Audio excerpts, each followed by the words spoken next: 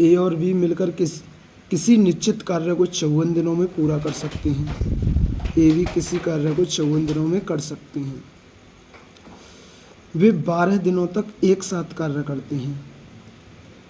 12 दिनों तक मतलब इस टोटल कार्य को ऐसे करते हैं, पहले 12 दिन ए प्लस बी करते हैं, फिर शेष को ए प्लस बी प्लस सी मिलकर 28 दिन में करते हैं।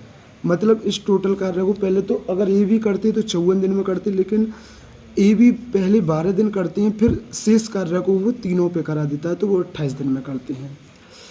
अब पहले हम इसे सॉल्व करते हैं। ये ए प्लस बी 54, ए प्लस बी 12 और 28 से 28 भी 28, तो 28 और 12 40, तो ये हो गया ए प्लस बी 40 प्लस 28, और ये 40 इधर आ गया, तो ए प्लस बी 14 बराबर 28।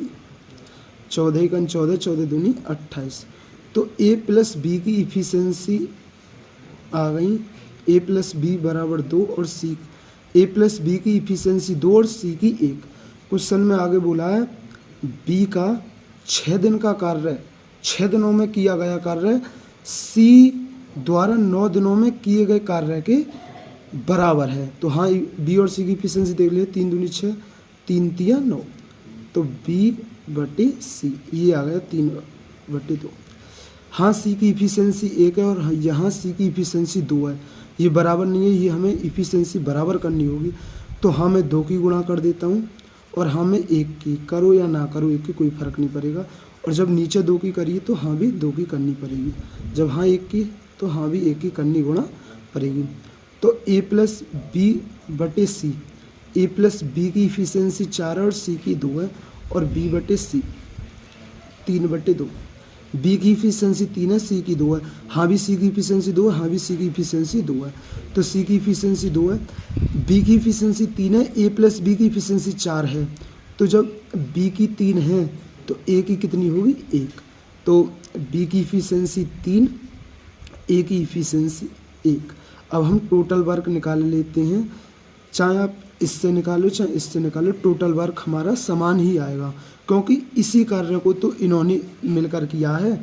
क्योंकि पहले उसने इसी कार्य पर पहले ए भी लगा दिए थे 12 दिनों तक, फिर बाद में ए प्लस बी प्लस सी पर वो 28 दिनों में कराया। चाहे तो आप टोटल वर्क यहाँ से निकाल लीजिए, चाहे आप टोटल वर्क यहाँ से निकाल लीजिए। तो मैं टोटल वर्क यहाँ से निकाल लेता हूँ, तो ए प्लस बी गुणा 14, तो ए की इफिशिएंसी, ए प्लस बी की इफिशिएंसी कितनी है 4 गुणा 14, तो ये आ गया टोटल वर्क आ गया हमारा 216। क्वेश्चन में बोला है ए अकेले 2/3 कार्य को कितने दिनों में पूरा करेगा। 216 का 2/3 कितना होगा, ये होगा 3 7 72 दूनी 144। इस 72 कार्य को एक कितने दिनों में करेगा। 144 कार्य को एक दिन में एक काम करता है, तो 144 को कितने दिनों में करेगा, 144 दिनों में पूरा कर देगा। थैंक यू, यही हमारा आंसर है।